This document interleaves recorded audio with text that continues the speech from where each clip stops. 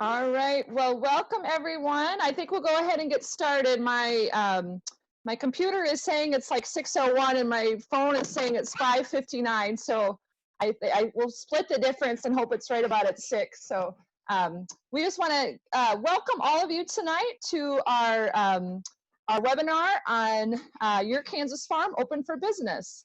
So we're going to be talking tonight about guidelines for direct-to-consumer food businesses in Kansas. And so we know that with COVID-19, there's been a big shift in how consumers are accessing their food and what food is available and so on. And so we know that this is a hot topic today. We want to make sure that we're providing just accurate information to all of you farmers out there in Kansas. So my name is Londa Nwadike, and I work for Kansas State Research and Extension as a state extension food safety specialist.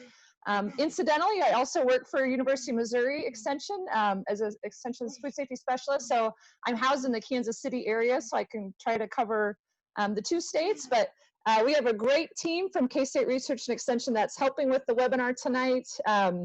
Our colleague Alyssa Whippy May from Northwest Kansas came up with the idea for this webinar, and she's been gracious to let the rest of us help with it.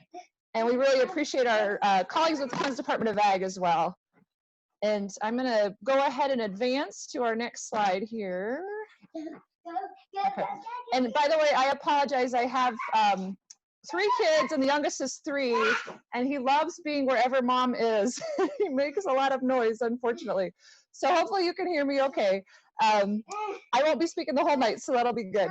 But so again, just welcome to everybody. And you know, really our goal tonight is just to provide information to try to just help everyone to be able to sell you know, safe and healthy foods and get this healthy food out to Kansas families.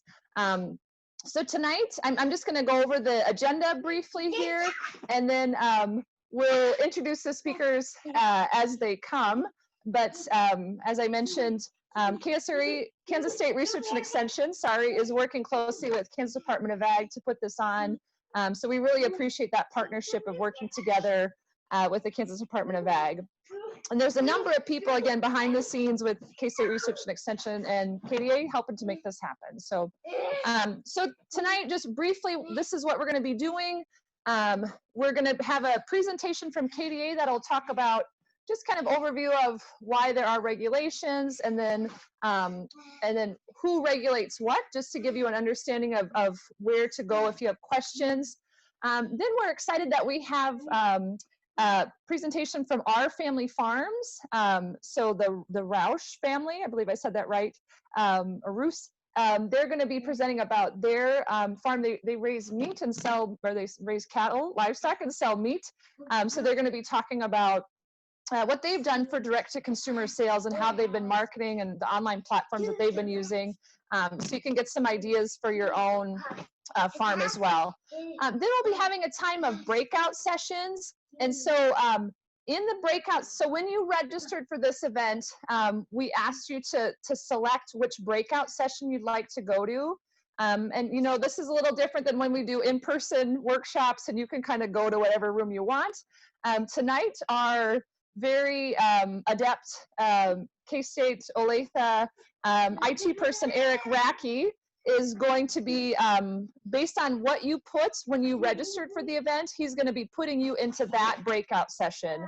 So if you wanted to change which breakout session you want to go to, please send a message to Eric Racky in the chat box. You can just type it in. For those of you that have used Zoom before, you can select, you know, a message just for Eric, but you could also, you could also send it to everybody if you want, but make sure you let Eric know if you want to change your breakout room from what you registered for. I will mention that we are going to be recording all of the breakout sessions, so you will be able to watch them afterwards. And then also after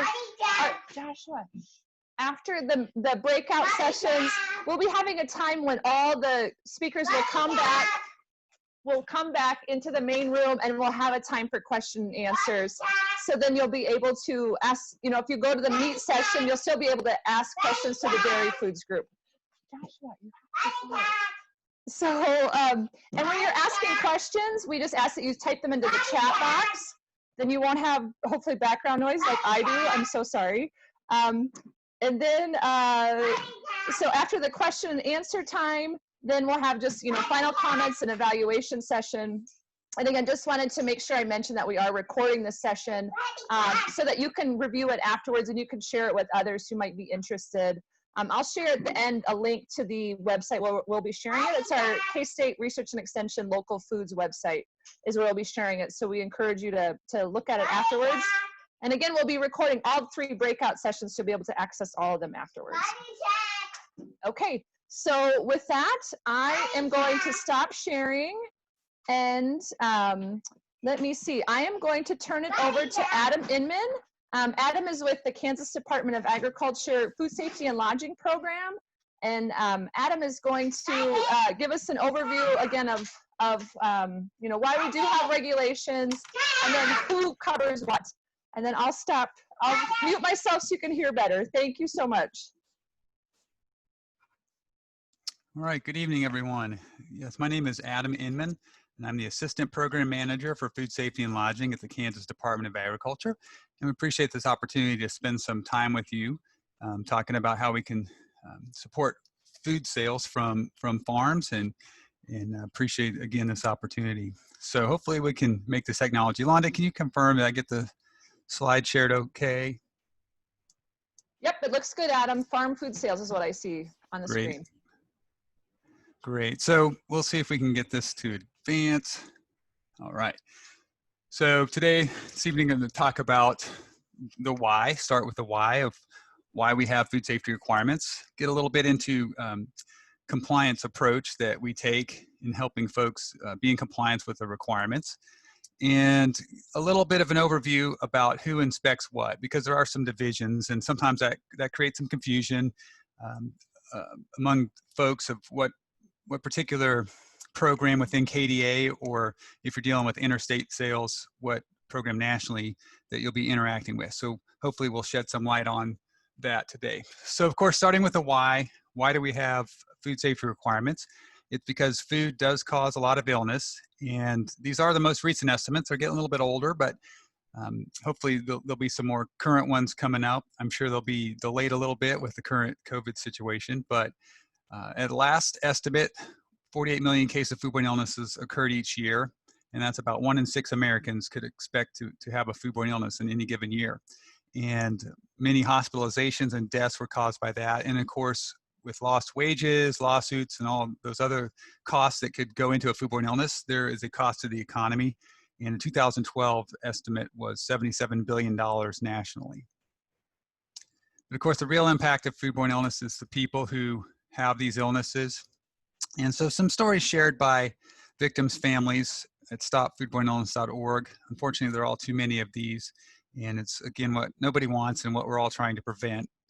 But a variety of cases of foodborne illness from some pretty well-known pathogens and some emerging vehicles that were contaminated, some emerging sources. So produce is, of course, something that's been on the radar each fall, particularly with E. coli and produce and lettuce. And so that's unfortunately some challenges.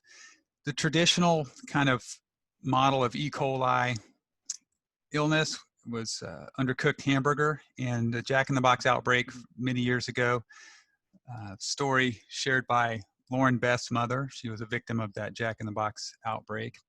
And just a lot of words that no one really wants to hear about, especially not with a child. And on top of that, it was caused by food, which we all sometimes take for granted.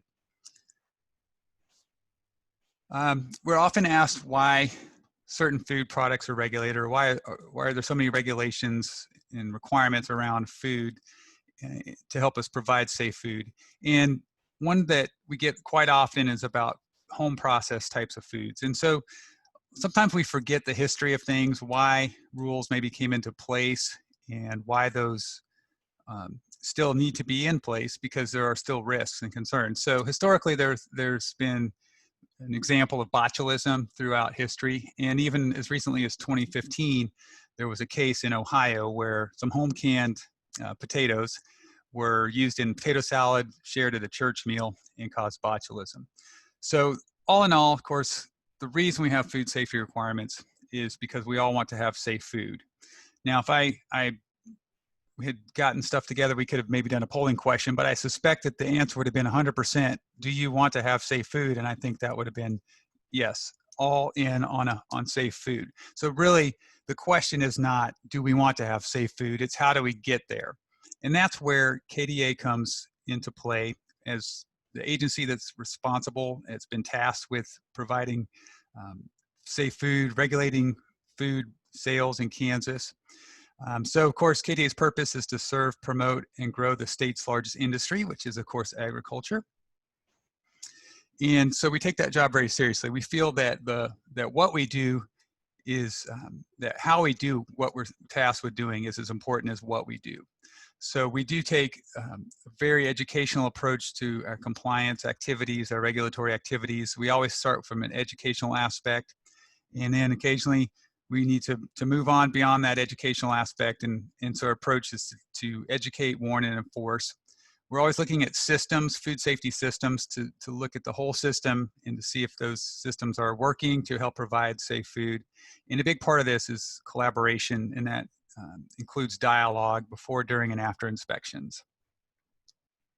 So if you have any questions, that takeaway from this is reach out to us. We want to help you get where you need to be to answer your questions so that we can have safe food and you guys can be successful, because safe food is such a key part of being a successful business. Now, as far as the authority and the laws and the regulations that we do govern, these are really great if you're having trouble sleeping at night. You can look these up, start reading. I guarantee most people will be out cold pretty quickly. So what I like to say is go ahead and reach out to us if you have any questions. We'll be happy to provide specific references if you want to double check us, but all of our laws and regulations are available on our website. You can search those, do a web search, or go to our webpage directly and track those down, or we can provide those to you. Okay, so sometimes we're asked why different programs regulate different parts of the food, and really a lot of that is driven by divisions at the national level. So nationally, if you're selling food across state lines, you're subject to regulation and oversight by primarily two federal agencies: the United States Department of Agriculture's Food Safety Inspection Service, and that oversees meat and poultry sales. And then the United States Food and Drug Administration, or the FDA, oversees almost everything else in the food world. So those are two primary agencies, and that division carries down quite a bit into our operations at the Department of Agriculture with our programs. So when you're talking about interstate sales, sales that are within Kansas or coming out of Kansas, we have three main programs that deal with food sales. And so the Meat and Poultry Inspection Program, of course, deals with meat and poultry sales, primarily wholesale production and sale of those types of products. We also have the KDA Dairy Inspection Program, and they're tasked with overseeing dairy farm, dairy production, basically wholesale dairy products. Typically, if you're pasteurizing food, pasteurizing milk, sorry, then you'll be interacting with them.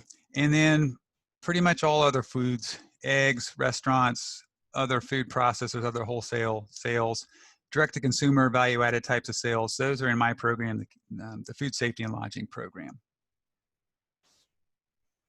Now, I did come up with a little bit of a kind of simplified flowchart, and I think that if you were to walk a particular product that you may be selling or you hope to sell through this flowchart, you'd hopefully end up in the right place. There are some little nuances and wrinkles that you might need to reach out, but the good news is that any program that you contact will be happy to help you out and get you connected with the right program. And with that, we have a variety of ways you can contact us, and we'd be happy to give you the information and help you along your path to selling those food products. Great. Thank you very much, Adam. We will, so we'll have a lot of time at the end for questions. So we'll wait until we get to till a little bit later, and then we can have time for more questions. So, so we wanted to share Kaden and Emily, and I apologize, I should know your last name better, Rouse, I think. again, they have Our Family Farms. They're a meat, they sell meat products.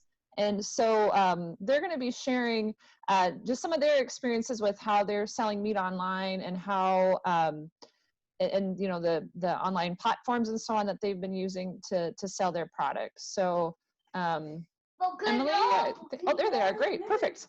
So there they are. You can see them on their screen, and I will turn it over to the two of you. Thank you very much for joining us tonight. We appreciate it. Yeah, thanks for having us. So I think Emily's going to do the majority of the talking tonight because she handles the marketing, but just a little bit of background. We have a farrow to finish pig farm up here, and I'll say that you got Roush right the first time. The other times you kind of got off there a little bit, but we raise pigs in outdoor hoop barns. We're niche market. We raise a heritage breed, Berkshire pigs. We were originally got into the program selling into some grocery stores here in Kansas. The distributor we were working with didn't really work out, but when that relationship got lost, we were pushed with an opportunity to start retailing and wholesaling the meat ourselves rather than working through some other companies. That happened about 4 years ago now, and since then it's been a pretty steep learning curve into exactly what we need to do as far as the inspection process and all the regulations involved, and then how we handle the product from the farm to the processor and back to here and to the end consumer. So a big learning curve that went into it. I think a lot of the people that are on here have at least went through some part of that learning curve, but that's where we're at. We do a little bit of everything on the marketing side. We still sell pigs live into some programs that do other things with them, and then we have our own private label that we sell meat to grocery stores, farmers markets, other distributors, as well as our own retail line, whether it's through e-commerce or other avenues. So I'll let Emily do most of the talking on that because that's her deal. So like Caden mentioned, we started doing direct-to-consumer sales about 4 years ago. Honestly, the way that we started was with a price sheet and a Facebook page. So we've grown a lot since then, but I would stress 100% that a website makes everything so much easier. Not only if you're like wanting to actually ship products, but also if you're wanting to simplify the fact of people messaging you, calling you, texting you all the time, because your website works for you 24/7. And so if you set up a good website, one that has all of the information that anybody might think about asking you, and if it has your products on it, and your pricing, and a shopping cart would even be better, then you don't hardly have to yield as many phone calls. We have a friend that doesn't have e-commerce set up on his website. He does have a website, but he's like, wow, like everything's just been crazy. As some of you may have probably noticed already, the amount of phone calls and emails and Facebook messages that he's been getting. And the website has made things a million times easier for us. So going back to how we started with a price list and a Facebook page. So as our view of our audience started getting larger, more statewide or across state lines, I created a locals only Facebook group.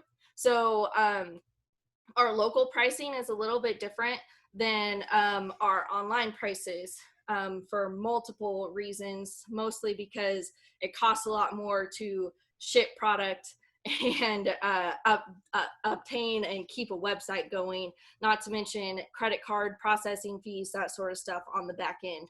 So I created a locals only Facebook group that encompasses like when I'm going to be doing deliveries locally, maybe any specials that we have going on. And I think that Facebook has some great tools so that you can upload files onto your group. Let me see if I can. And when she says locals only, when you're setting up a group in Facebook, you can designate questions to ask people who want to join your group. And one of those questions is for them to list their city and state. So we are screening those individuals. Right. So I do have a question that says, where are you from? And then so I can determine if they're local enough to be able to get those prices or the availability of more of our local products. So like I said, this is just our locals group. They're really simple to set up, and you can tie it to your Facebook page, kind of like how you can see there. I double post some of the things that we post on our Facebook page, as well as on our group. So like some of these items, like Smith Center in Kensington, porch drops tomorrow. I have our pricing list listed here. And it's a really good way to be able to get in contact with some of your local people. So I wanted to touch on that a Facebook group is a really good way to keep in contact with folks if you can't do a website. It makes things a little bit closer and more personal, I think. So heading over to the website sort of information, 2 years ago, I looked it up. It's just been a little over 2 years. We launched our website, and we started shipping shortly after that. So like I said earlier, I would suggest a website to basically anyone that wants to do commerce of any kind, just because, it makes it so much easier. Like I said, you don't have to sort through a million messages. All of our information on our farm, about our farm, is on there. Anything that somebody might want to ask. Now, whether or not your customers actually go and look for it is another question. Question.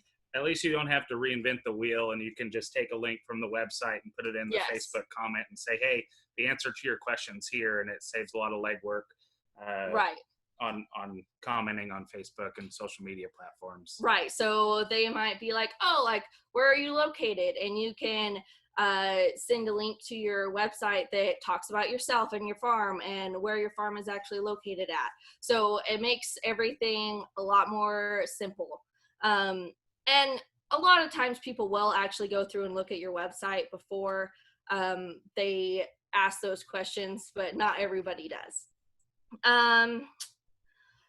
So as far as our website goes, we actually use Squarespace as our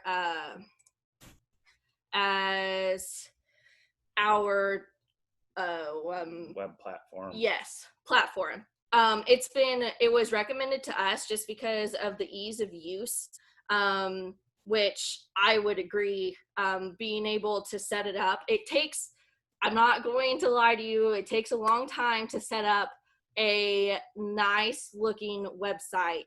And honestly, customers, they get turned off if they can't find something quickly on your website, or if your website is hard to navigate. And something that we get back a lot is like, wow, it was really easy to get around your website. That's great. Like, you guys have awesome photos on there. So you don't have to be a professional web developer to be able to do Squarespace. It's pretty much like a drag and drop sort of a thing. Yeah, so I put it in perspective. If you've ever done a Microsoft PowerPoint presentation, you can probably build a website. A lot of the platforms that are out there, especially Squarespace, and we're not just touting them, there's a lot of other e-commerce sites that are, or even more so, direct for like farm to table type sales. Mm-hmm. But they are very user friendly, or several of them are. And if you can create a text box and add a picture, you can probably build yourself a website. Right. And so, yeah, we'll just kind of look through our website a little bit. So what we tout for our farm is that we raise Berkshire pork. So people are going to be like, oh, well, what's Berkshire pork? Why is that so important? And one of the main things on our website is, what is Berkshire pork? So we talk about that. We talk about the history of Berkshire pigs. and why we think Berkshire, or why science says Berkshire pork is better. And then I also mentioned like, oh, like, let's talk about us. Where are we at? Where are we located? Oh, look, we're located in Lebanon, Kansas.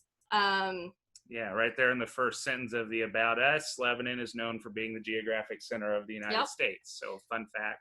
And I would honestly say one major thing about marketing is that, I mentioned it a little bit earlier, is that you want things to look good. So I know that it might cost a little bit of money, but having somebody come out and take farm photos, it means a lot for your brand. So, you know, like having nice photos, something that people can look at, they're like, oh, like, I feel like I could be in that pen of pigs with them, you know, taking nice photos, having nice photos of yourself, of your farm, of your products, is really pretty important. I also have like a social media link where you can see what all we've posted recently on our pages. And then so I said we use Squarespace. So we use their e-commerce platform as well. You can use other plugin e-commerce platforms. I'm not versed enough in all of that to really talk a lot about it, but there are a lot of different, not only are there a lot of different actual website platforms, but there's also a lot of different like shopping cart e-commerce platforms that you can plug into your website platform, and that's where it gets a little bit crazy. So that's another reason why we chose Squarespace, was because they have a really good shopping cart, a really good e-commerce side, as well as it was easy to set up. So one of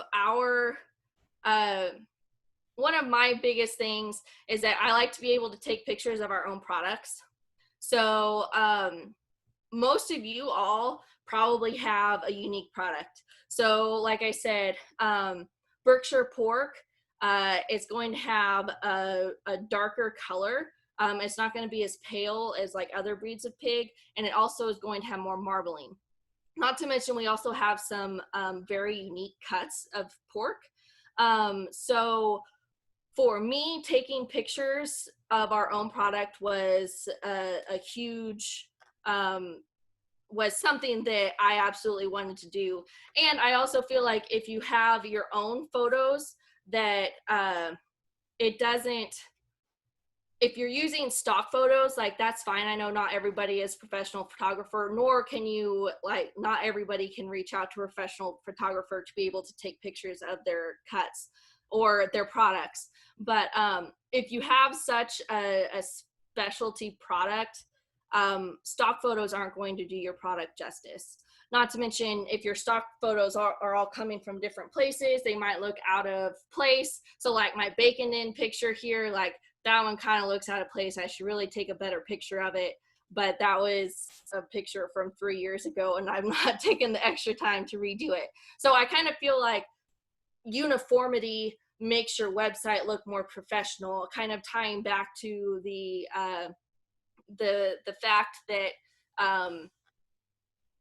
looking nice is more eye appealing, and it makes people want to look a little bit more or add that to their cart. Also, another thing that we've learned over the years is that actually having a picture of your product, so even if it is like a not very pretty picture, like just in like its packaging, it's still going to draw more people to purchase than just like a little block that says like, oh, sorry, no picture, or like no picture available. People still want to see what they're buying, which is not any different than when they're in store. You know, half of people pick up their product and look at it and it's like, oh, do I want this or do I not? So you need to have pictures there, and a couple of different pictures. So like a lot of our pictures are raw pictures. And then I try to you can add more photos to your product. And I also try to have like a finished photo as well. Well, that one doesn't have it, but if we were better cooks, we would have more finished photos. Yeah. But I guess, we can't make picturesque meals. I guess that's one way to put it. So yeah, that was just kind of a really brief overview. I think another tip that I'd like to add, here, we'll go back to this. Another tip that I think that I'd like to throw out for everybody is that make sure to get people's emails when you're marketing, because Facebook could lock you out of your Facebook page. You know, something terrible might happen to Facebook. They don't like what you're selling. You know, you're on somebody else's platform at that point, and they can dictate what you can and can't do. And one day you might make Facebook mad and they'll kick you off. So knock on wood, if Facebook is listening right now. But another good idea, going back to the Facebook may kick you off sort of a thing, is to have more than one admin on your Facebook page. So that way, if my profile happens to get hacked, Caden's on there as well. So he can still get into the back end of our Facebook page and take care of items and remove hacked Emily's profile away for that.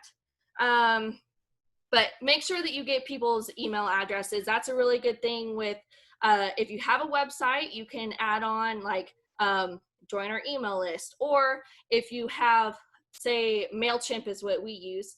If you have, MailChimp can set up like a separate page that you can link to via your Facebook to create a post and generate some email addresses there. But those email addresses, as long as you have their permission to send them emails, those email addresses are a data mine, and they're very useful and beneficial for your business. I'll add in there, and Mike will get to it, but since this one's largely talking about some regulations and stuff, it's also a very wise idea to have everyone's contact information anyways. I think the last thing we wanted to bring up, because I think we're running out of time, is when we first got started and started going to some of the grocery stores, the first thing that was asked was, do you guys carry a liability policy? And we had no idea what was out there, how to go about getting it. Again, not touting any single one, but we use Farm Bureau for a business liability policy. They cover the meat business. So if we were to have an incident, we have a policy out there protecting us. It is actually very cheap. I think we're insured for $2 million, like $300 a year. So it's super cheap insurance to kind of cover your butt a little bit if something were to happen that was hopefully beyond your control. Yeah, so I think that about wraps it up on at least what we do for marketing. Obviously 15 minutes isn't a lot to really get into anything, but that's just kind of the overview, maybe some helpful tips, what we've done, some options for you. I think we're going to try to stick around for questions at the end. So. Yeah, I see some questions there, the sales tax, the credit card fees. We can answer all those here at the end. Perfect. Thank you very much, Kaden and Emily. That would be great. Yeah, and great questions. You guys, that was great. I have to say, like, the bacon and all the pictures of the meat was making me hungry. So you are right. Those pictures are very effective. So yeah, other people agree. Those are really nice pictures. So good work. Even though they weren't the final product, I think, people can still get the idea. Boy, that looked really good. So good job. That was great. So yeah, keep in mind your questions, and we will, our K-State Research and Extension people are keeping track of questions to make sure we ask in the final session. We just want to make sure we have time to cover all the material, and then we should have plenty of time for questions too. But thank you very much, Emily and Kaden. That was really good. I thought that was very helpful, I think, anyway. I grew up on a farm, by the way, in South Dakota, and we raised, corn and soybeans and had beef cattle and so on. But we didn't do any direct to consumer sales back then. But I know my family started talking about it now, which is interesting. So anyway, I think that was really helpful. now we are going to go to our breakout session time. So again, thanks to Caden and Emily for sticking around for questions. We appreciate that. So Eric is going to, whatever you signed up for, he's going to be putting us into that particular breakout session. And then again, if you have questions for the speakers, type it into the chat box. And then if you wanted to switch sessions, you can let somebody know, and we'll make sure we get you back to the right session that you want to a different session if you want to be in a different one. Eric, I think you can go ahead. I think there's an airplane in the background. Eric, go ahead and I think you can go ahead and put us in the different sessions, and then we'll come back in about 20 minutes or so. So whatever time that will be, we'll be back in about 20 minutes, and then we'll have time for group questions at the end. So thank you very much.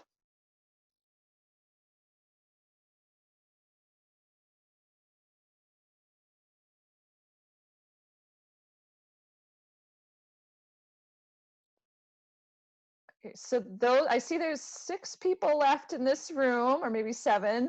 So those of you that are still in here, if you can let us know which breakout room you want to go into, then Eric can kindly assign you to the correct breakout room. So just go ahead and type it into the chat box, and then Eric will get you to the right room. So thank you. It's like having a magician in the background. Eric will put you in the right room. But thanks everyone for joining. And if you can't find the chat box, if you want to unmute yourself, you can do that too, to let us know what session you want to be in.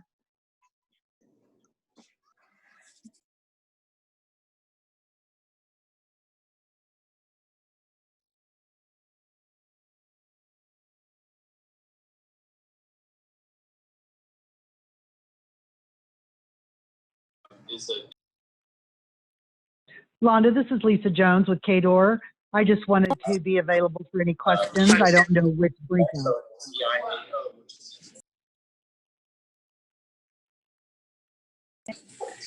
Meet group?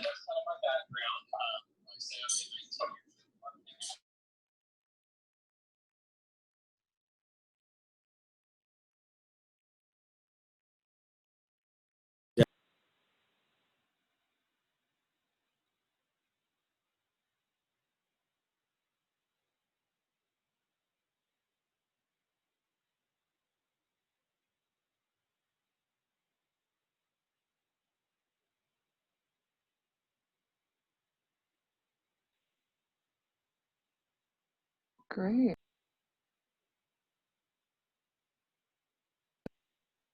Well, it looks like most people are back. We only lost a few, I think, in the transition there. So hopefully that was helpful for you. It's funny, I help organize these farmers market workshops, and we walk between breakout rooms, so it's kind of different to just be what do I say, electronically come back to the main room from the breakout room. But anyway, glad you all hope that all worked well for everybody and that you're all back. Now we're going to have a time of question and answer for all the speakers. So again, if you weren't able to make, if you wanted to hear questions for other speakers, but you can only be in one breakout room, obviously, this is a chance for you to hear answers from all the different speakers. So our K-State Research and Extension moderators are going to help us with questions for everybody. So I will turn it over to Karen and Alyssa and Rebecca. If you have questions that are still outstanding that weren't covered in your breakout room, or ones that you think would be of interest to everybody, and then also questions for Emily and Caden too, because we didn't get all those questions answered, I don't think either. So I'll turn it over to our moderators for questions. All right, this is Karen Blakesley. I'm with K-State Research and Extension. I think I'm going to go back up to Caden and Emily's presentation just to catch some of those questions that came through. One was about the platform for your website, and I believe you'd addressed that, talking about your Squarespace store. Another question was about, have you experimented with the rooms feature on Facebook? No, I haven't. I've seen it pop up, but honestly, I have been so busy since they have launched that in the last couple months. I've not had any chance to even click on it and look into it. So I'm no help on that end. Fair enough. Fair enough. Honest answer. We appreciate that. How does your shopping cart system handle sales tax, or is it set up for destination-based sales? Yeah, so sales tax, it's a fickle beast. So originally we didn't have the cart calculating sales tax prior to 2020. We had few enough sales going through the online commerce store that when our quarterly sales tax came around, we could hand calculate it to destination and go on with life. We have a lot of out-of-state commerce, and we were never going to meet a sales tax nexus in those states at that time. So that's how we went that route. Once we got into basically COVID-19 and the sales boost that I'm sure everyone else has seen, we had to refigure. So we actually subscribed to a third-party plugin to our cart. Unfortunately, Squarespace is not supported by anyone that I can find yet that does a real-time sales tax calculation. So what we did was we set it up to calculate the state sales tax at 6.5%. And then anything above 6.5%, we're actually calculating after the fact through that tax software. We'll generate the report and then we'll issue the payment. So we're essentially eating anywhere from, I'm not sure if there's any tax jurisdictions in the state of Kansas that are only state sales tax. Somebody's at least got a county tax. So, anywhere from 0.5% to 5% in the higher sales tax regions of the state that we're essentially eating out of pocket. But some of the other plug-in shopping carts, you can find the third-party plugin Right. that calculates as they're checking out. Yeah, and just to make it known, Kansas is a shipping and destination sales tax. So you charge sales tax on wherever the product is going, and you also charge sales tax on the cost of shipping the item too. So both of those, our tax software is calculating for us now and telling us how much we've got to pay at the end of the day. And along with that, do you charge extra for credit card sales? No, that is illegal. Yeah. Like plain and simple, you cannot charge extra for credit card sales. And that's a real honest answer. I like that. Well, I do want to put up, I did get some information from the Kansas Department of Revenue that we wanted to share. So I thought I would put up my screen on that. I think we have Lisa with the Department of Revenue. Are you on Yes, the you call? do. Okay, let me share my, see if I can get this to work here. And I want to commend the Roush family. They answered that destination sourcing just perfect. They have the information. We'll recruit you. Yeah. All right. There we go. Lisa, do you want to just talk about these questions? I'll go through the slides.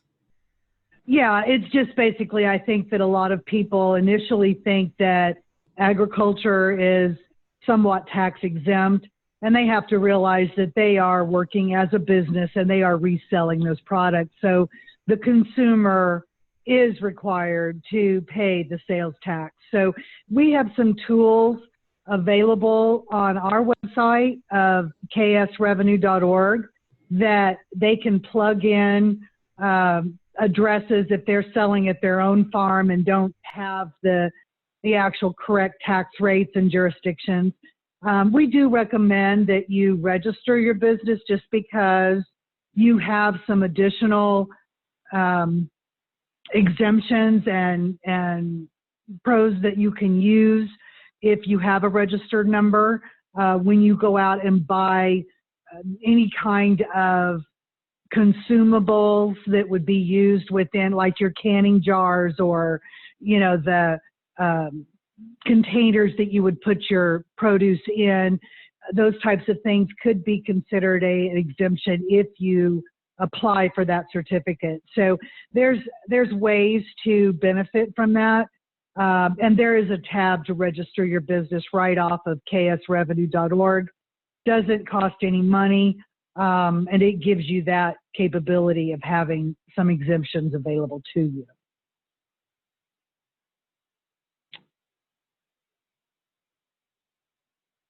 I don't know of any of the other questions that may have come in, but you know, just what is a tangible personal property when you exchange is a retail sale. So destination-based sourcing is absolutely what Kansas has available. And believe it or not, there are counties that are still at the state rate only of 6.5. So by plugging into that tax rate locator, the actual address of where you're shipping or where you're making the sale at will confirm for you. If you choose not to register your business, there is also a form that can be used for generic sales tax that we can actually just apply those credits back to the jurisdiction that you make the sale in, so that that is accounted for as well.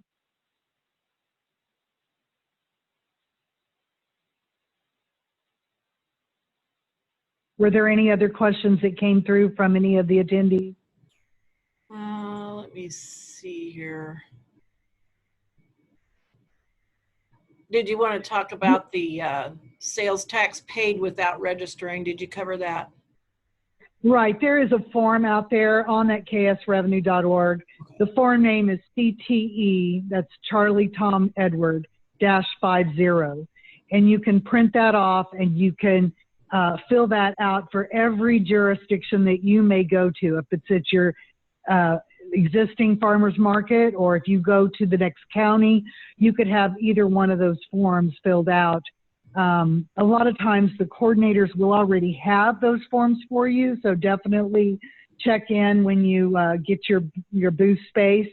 But there is a number of regulations that you can put into that search window of KS Revenue, and it'll help you with any of those types of agricultural industries questions that you may have, and or how to complete that form. Yeah, and another comment was about, can you mention sales tax exemptions at the meat processors if you are selling your meat for resale? That would all be listed in what's called a KS 1550, and that would definitely reach that venue, if you will. If they have an email, I can do some additional research and send the paragraph page numbers to them. Okay, good.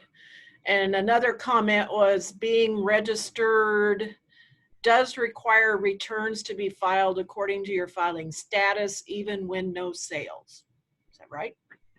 That is correct, unless you make yourself a seasonal or occasional filer when you set up your number. So if you're only going to sell at a market, you could make yourself seasonal for June, July, and August, and those are the months that you would be required to file 0 or whatever your sales were. If you don't make it seasonal, then yes, you are required regardless of the month. Okay. Does that make sense? Yeah. Another question is, we are brand new and don't know how to apply for a tax ID. What kind of business are we, parentheses, LLC, et cetera, as a small family run farm? And it could be under a sole prop. You can start that with just the social number of the owner. You don't have to have an incorporated business to file for a sales tax ID. All right. Right now, that's all the questions I see on that. Thanks, Lisa. Absolutely. My number can be made available for any additional thoughts that come up.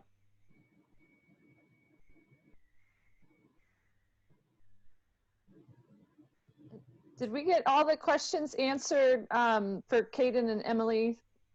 I don't, sorry, I don't remember. Or seems like there was some more in the box, wasn't there, after the end of our first session? Oh, here's another one. So just a general question, where do you start with the regulations for direct sales? If you're in the, well, okay, I assume maybe they're coming from the meat side because that would apply for us. But one of the first things we did when we went to direct sales was calling the Kansas Department of Agriculture, and through a number of phone call handoffs, we ended up on the phone with Mike or one of his staff. I don't remember, that was several years ago, but they're very knowledgeable and very supportive of Kansas businesses, and they want you to get into business and do that.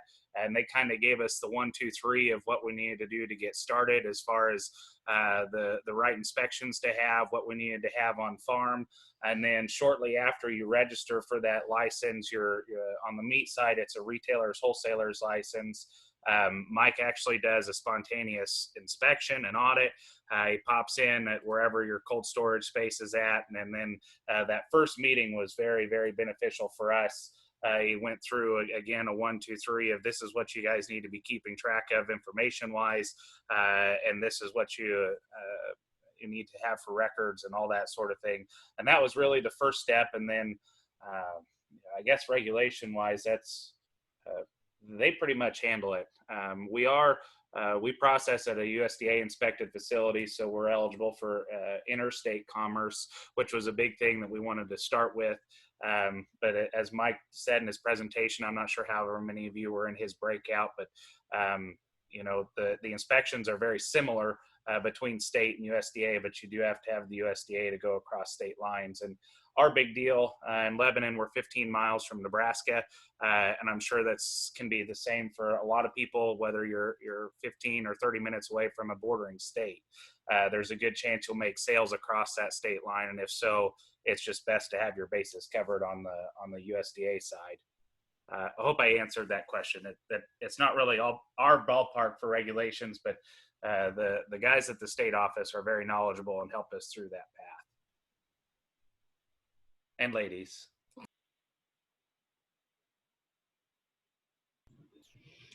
Another question on the tax side, how do you get a federal ID number?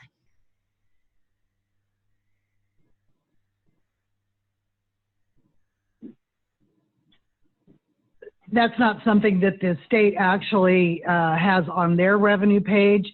I would search into the IRS.com, and they will be able to help you with that. It's once that is received, we use the same numbers within the state, but we don't have those forms available, I'm afraid.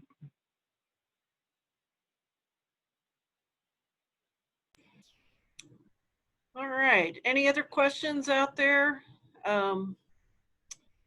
Just another thing to point out, Rebecca put this in the chat about our K-State Research and Extension Food Safety for Farmers Markets publication. It's a wealth of information. If you haven't checked that out, I encourage you to do that because it's got all the details and more, and contact information for people that you need to get a hold of. And it's not just for farmers markets, but it's also for direct to consumer sales, just like what Caden and Emily are doing. So we encourage you to check that out.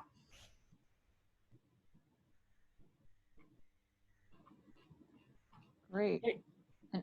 I don't even see have that on a slide. But is there any other questions that you can see, Karen, that haven't been answered yet? I don't see any others right now. I think at the end of our session, there was a question that we only barely got to about if there's specific guidelines or regulations for sales at farmers markets. And I know that, you know, obviously the publication covers a whole host of different things, but I didn't know if one of you wanted to address, like, if there's things that farmers markets are required to do or not required to do, things like that.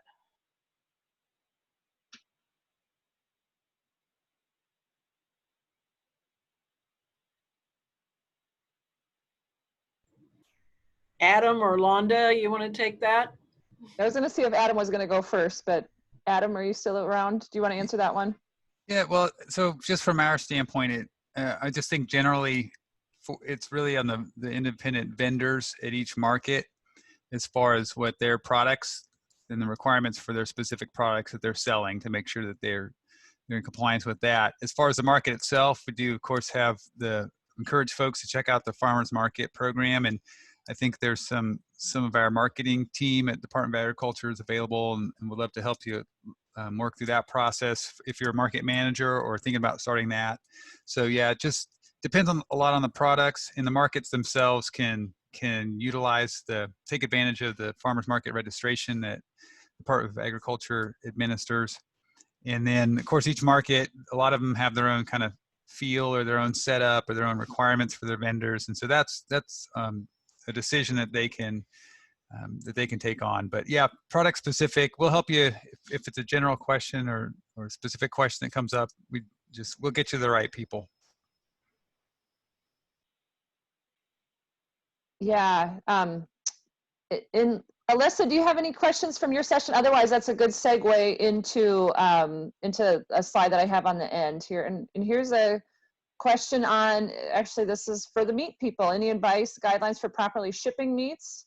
Mike or Kaden and Emily, do you want to cover that one? I can jump in and just briefly share, and then Mike can cover it. The biggest deal with shipping meats is making sure you maintain your cold chain all the way to the end consumer. And in the wintertime, it's pretty easy because that box is exposed to cold temperatures the whole time. And the summertime, it gets very difficult, and you start using some accelerated shipping options to get it there within a day or two, and or using large amounts of dry ice. So we package everything in coolers. Originally, when we started off shipping, we used our meat processor to handle order fulfillment. We brought that back in-house and changed some things around, but we use, it's not styrofoam coolers, but a foam cooler. It's kind of a box insert deal. We encourage people to buy more meat when we're shipping it, because it's easier to keep more meat in a box frozen than just a couple pounds. And then, yeah, summertime, lots of dry ice and ice packs, and accelerated shipping. Wintertime, generally, you've got a little bit more flexibility with that. But we've got friends across the country that we've shipped meat to, and we use those as our test subjects, and they report back and say, hey, the outside package was frosty or it was thawed, but the inside packages were frozen, and we use that to calibrate if we're using enough dry ice or that sort of thing. Yeah, and I think Caden hit the nail pretty much right on the head. Spend a little more money on your styrofoam inserts and your boxing.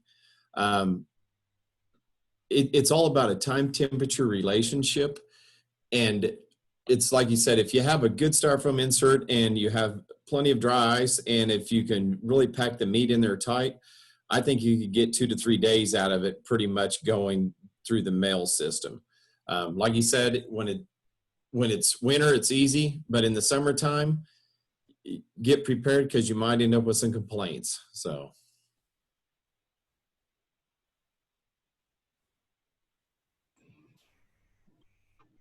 Yeah, and Adam made the comment of temperature tracking indicators you can put into the outer or on the outer part of the package to monitor the temperature too. So.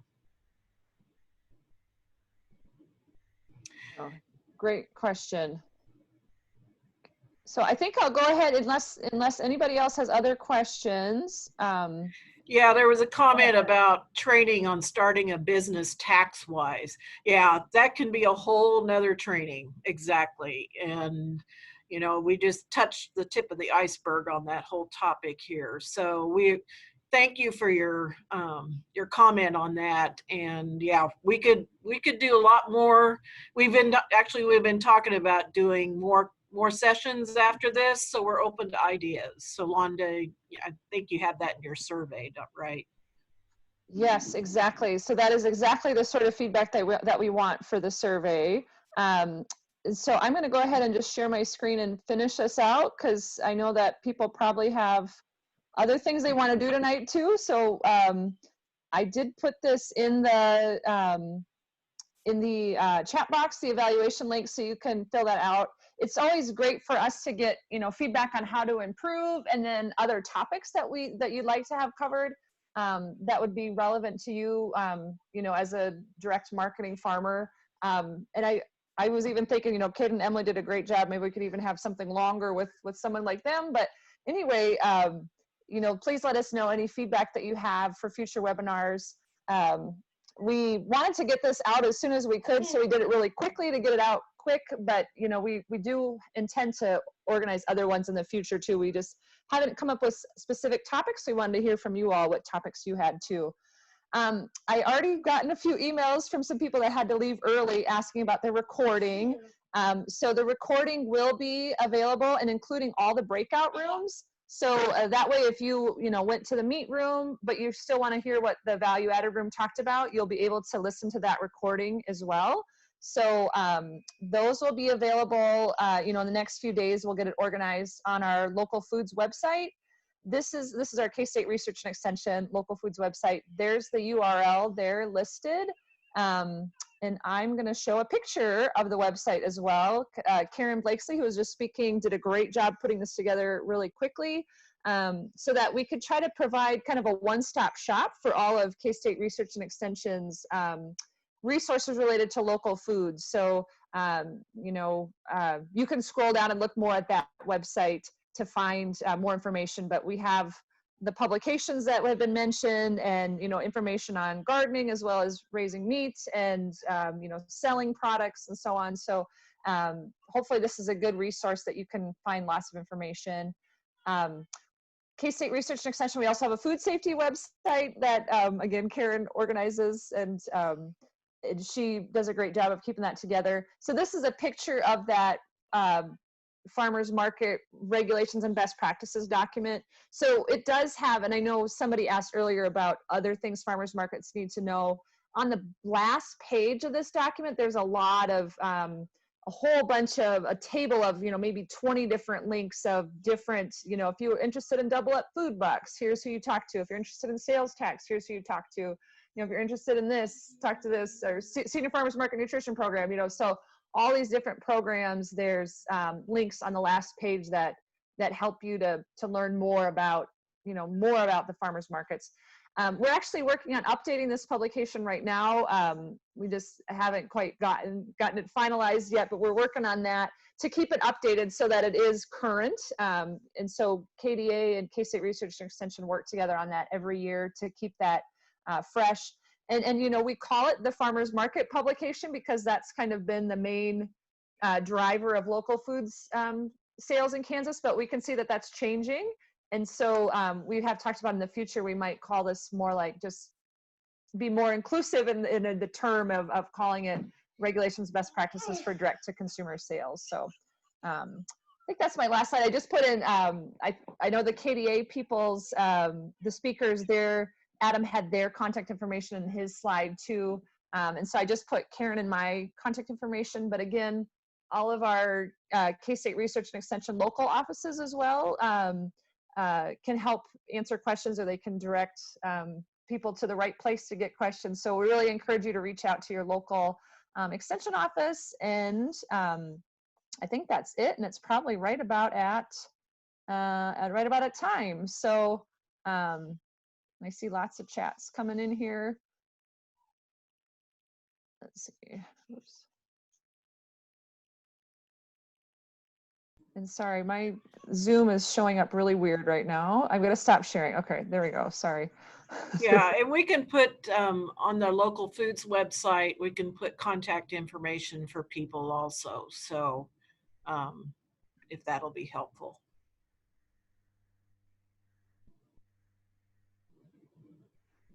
Great. Well, thank you again, everybody, for all your participation. And yeah, please feel free to share this with others, because we really want to get, you know, the information out. You know, we really want to help support Kansas farms and Kansas businesses and help consumers to get, you know, healthy local Kansas foods too, to support our local businesses and have a good source of food for our families. So unless anyone has any other last questions, again, I appreciate all the organizers and then everybody that attended as well. So, and thank you to Eric for magically putting us in the right breakout rooms too. All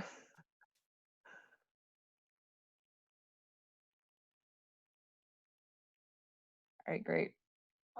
Thanks everyone. Have a good night. Take care. Thanks.